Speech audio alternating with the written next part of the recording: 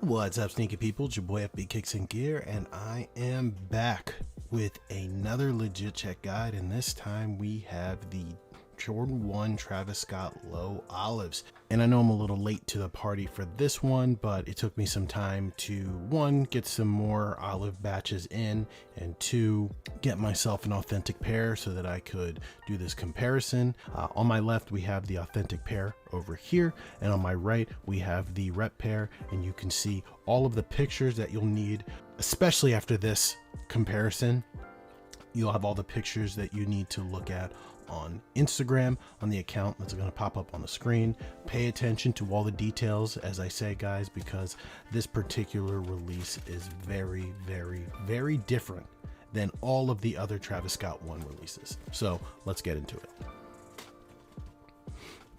So I'll talk a little bit more about these differences when we get into the comparison of the shoes, but one of the things that you guys should know about these shoes particularly is that there are a lot of variation, or no, not a lot of variation, but there is variation in some very key components of this shoe that adds a lot of cover to replicas, and it's important. It's particularly between the pairs that released in Asia compared to the pairs that release in America. And I'll get into those details once we start talking about the shoes, but you know, we start every video talking about the boxes and not the shoes, so let's do that. So this is probably the most impressed I've been by a box, even though the rep box is a little bit beat up. The base color of the boxes look identical.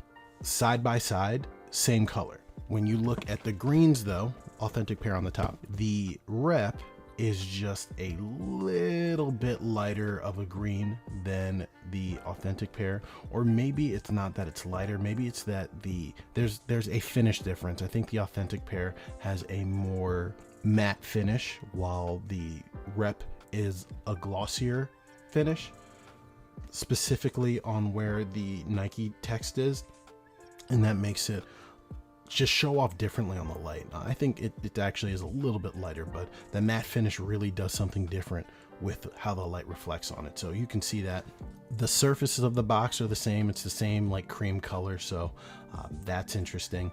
The box sizes are exactly the same too, which is not something we usually see with reps. And when it comes to the labels, these labels are very, very, very, very close. The closest labels that I've seen, usually when I look at these box labels, I look at the smallest text that you can find. It's usually in the color code or in the made in China down here. And usually what I see is that the reps label is bolder and bigger. But in this case, it's not true. The rep actually has smaller text, thinner text, a lighter weight text than the authentic pair does. And that's something new. That's not something that I've experienced before. So they are different in that regard. And the only other thing that some reps do and some reps don't, both of these do have the RFID chips behind the size tag. So unfortunately, that is not something that you can check. I don't know what batch this is, so I can't call it out and tell you if that is something that you should be looking at, but this does have the RFID chip, and in general, this is probably one of the better boxes that I've seen in comparison to the authentic pair. So comparing the inside papers, they're very, very close. I would say that the rep paper is just a tad bit darker than the authentic pair, but it's definitely very, very close. And when it comes to the text, it feels like the little logos are just slightly more oversized on the rep than they are on the authentic. So still very hard to tell, but this is the same paper that came with the reverse mochas, so you should be able to use that as a comparison if you have those in your closet. So now that we're done with the boxes, let's actually take a look at the shoes. Now, I'm just gonna give my brief thoughts on this shoe. It's definitely my least favorite of the Travis Scott 1 lows, not because they're a bad colorway or anything like that, but because they just feel redundant at this point. We have the reverse mochas, we have the phantoms, we have the OG pair. This just feels like a derivative of all of those, and they don't feel original. They don't feel like I have something special. they're still nice. I still probably give them like an 8.5, 9 out of 10 in terms of style. It's just, if you have one or two of the others that I mentioned, you probably don't need these. All that to say though, because these are probably one of the lower priced ones on the market, this is a really good pair to get into the Travis Scott One Low if you don't have a pair and you want one. But I'm also not a huge fan of these, particularly because I'm not that impressed by the quality, construction, the materials. I feel like these don't really live up to the premium feel that the other releases have. And I'm not saying that the other releases are like Italian shoes or something like that, but Nike chose materials on those shoes that are definitely more premium than the traditional Jordan 1 Low that we get, and on the highs in general. But these kind of feel like a departure from that. And one of the things that I do have on my particular pair is this super obvious flaw on the tongue where you can see, look at that stitching, how it goes diagonally down.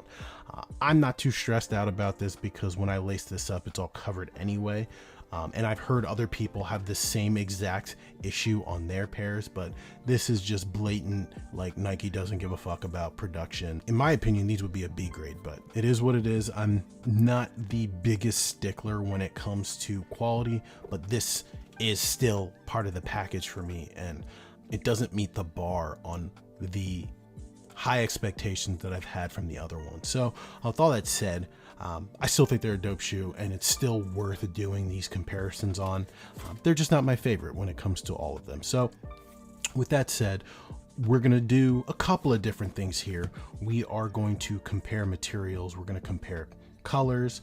We're going to try and compare shape a little bit, and we'll do a blacklight test at the end, and that's what we'll do, just like every other video. So the first thing that I want to do is I want to compare colors, but when I do compare the colors, we're going to compare them with an asterisk. And I say that because there are things that are allowed to be different on this shoe that are not different on any other release. So let's put them side by side. I think the two obvious things that you can see here, the two very obvious differences that you can see on the authentic pair versus the rep pair, is the midsole color and the reverse swoosh color. And normally I would go on and say about how those are flaws, it's wrong, they're not supposed to look that way, yada yada yada. But for this particular release, I can't tell you why, I can't tell you how.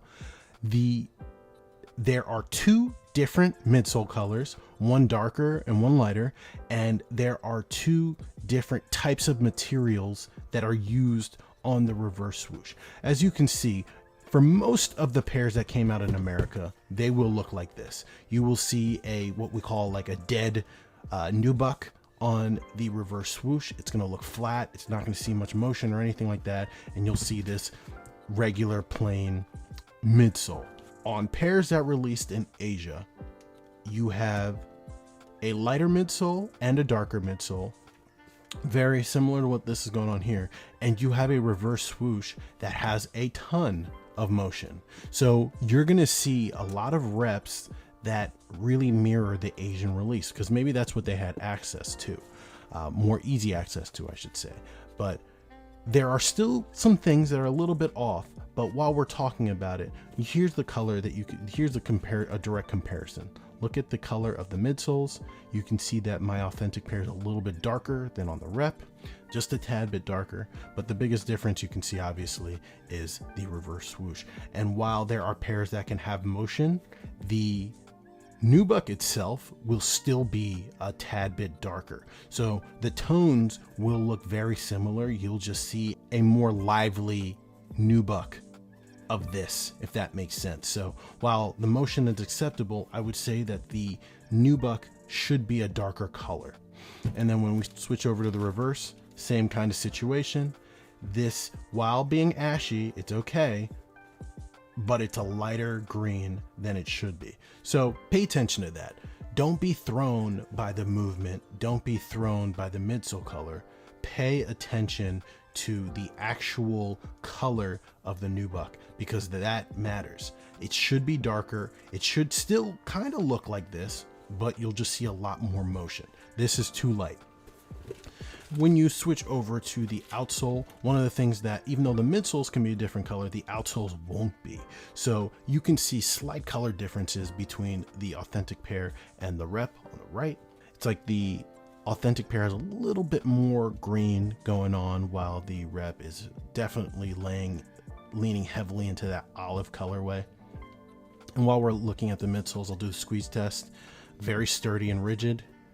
Very sturdy and rigid. So at the very least, they pass the squeeze test. From there, we'll take a look at the nubuck on the toe box. Very, very, very, very similar nubuck. I would say very kind of just like what we talked about on the reverse swoosh. The black is, while they look very similar, the nubuck is actually different. I don't really know how to describe it. This nubuck has texture, but it feels like a different texture. I don't know how else to say it. I don't know if you can see how my finger runs across the toe box, and you see this is very much so what I expect from a Travis Scott 1. I'm not getting the same kind of motion or movement from this at all. This is definitely feels a little bit rougher. It's still soft, but it feels a little bit rougher in terms of the texture. Same thing here. You can see that the hair length is definitely not the same, because you're not getting the same kind of movement. You're definitely getting a more transitionary movement here, which tells me that there's a lot more fibers on this and they're longer, while when you do this, you don't see as much disruption and transition in the nubuck. So that tells me there's a lot less fibers on this and the hairs are shorter.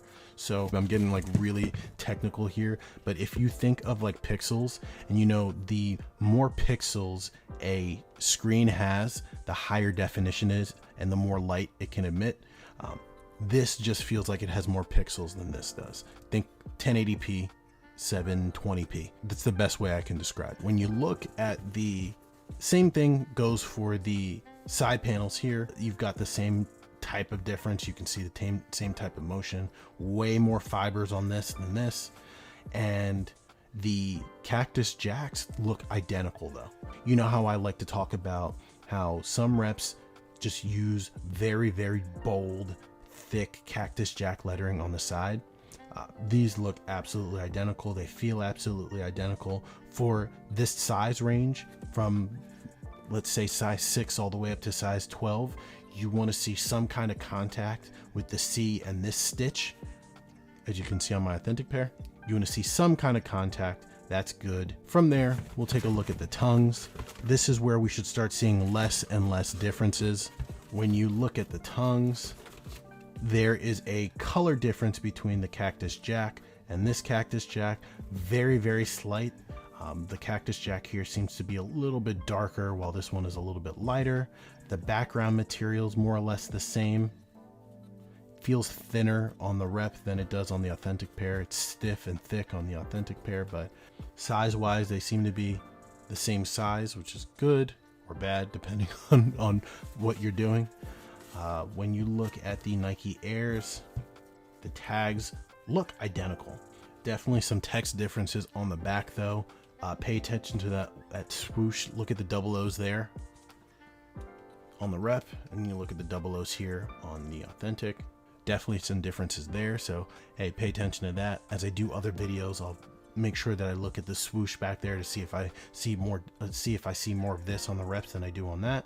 The next thing that I want to look at is shape, and the reason why I say that is because the shape of this toe box is completely different than I've ever seen on any other Travis Scott Jordan 1, and it might be because this is the only women's release and maybe they decided to change things up a little bit, but that toe box looks weird.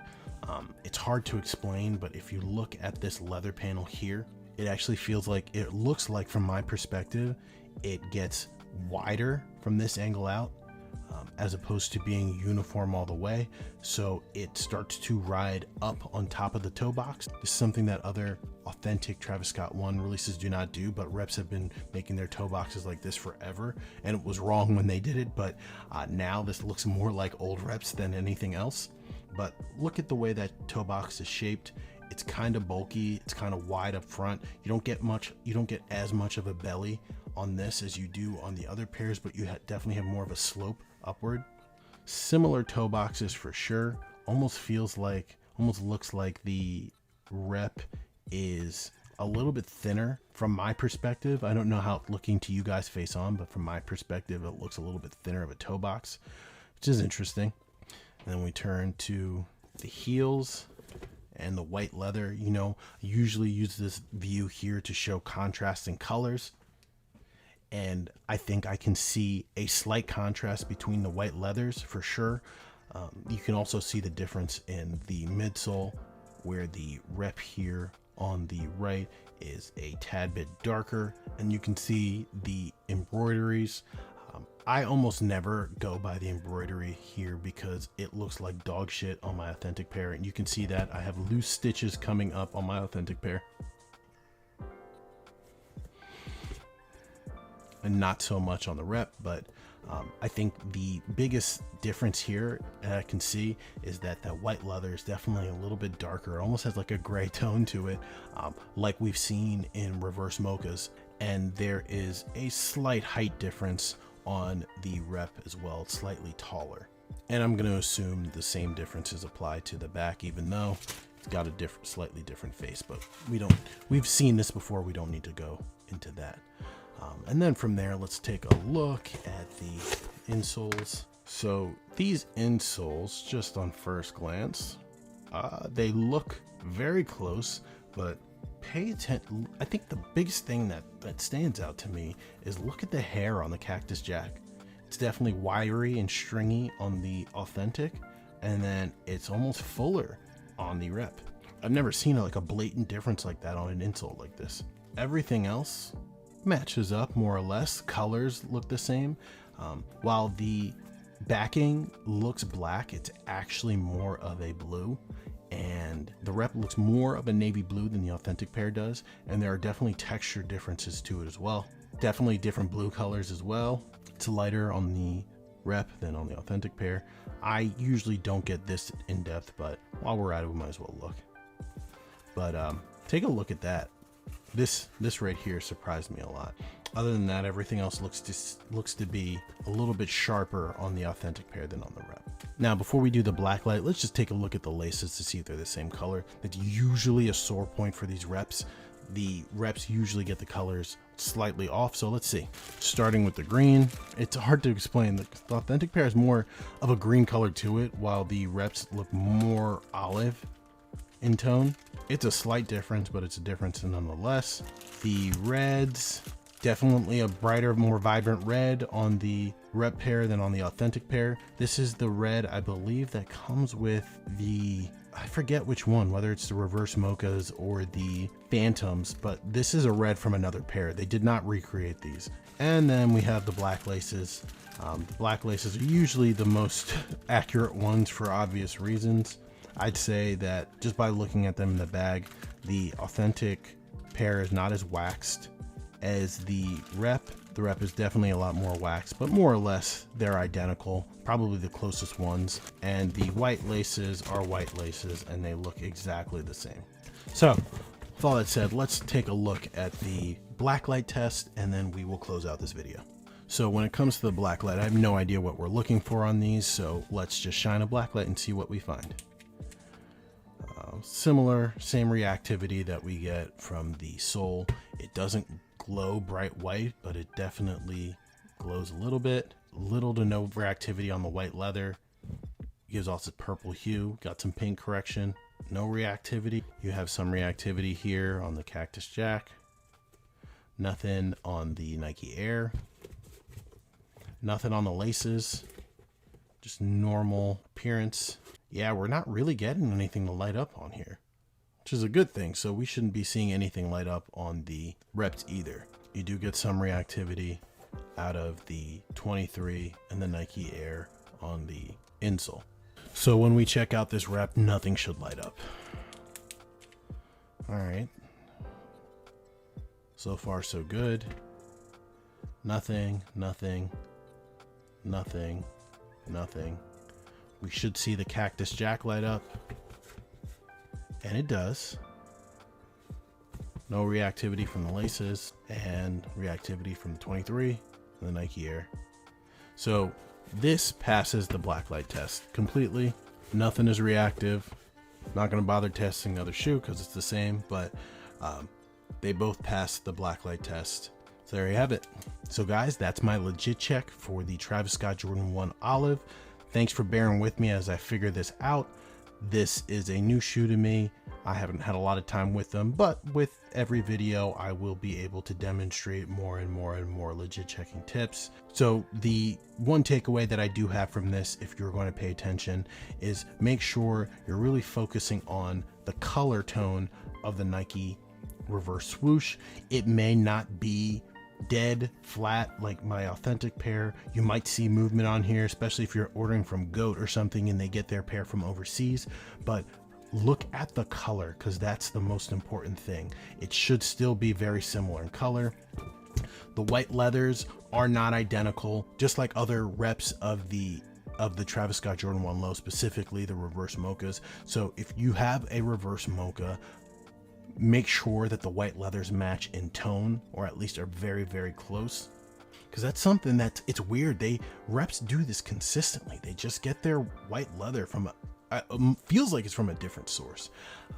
But anything else, you guys can tell me what you picked up in terms of quality, craftsmanship, construction. I try not to spend too much time on that because I know that Nike shoes can be garbage, hence what's going on here. But with all that said, remember, you can see more pictures of the rep pair here for the details so that you can really hone in on the things that you want to pay attention to. And I will see you guys in the next one. Peace.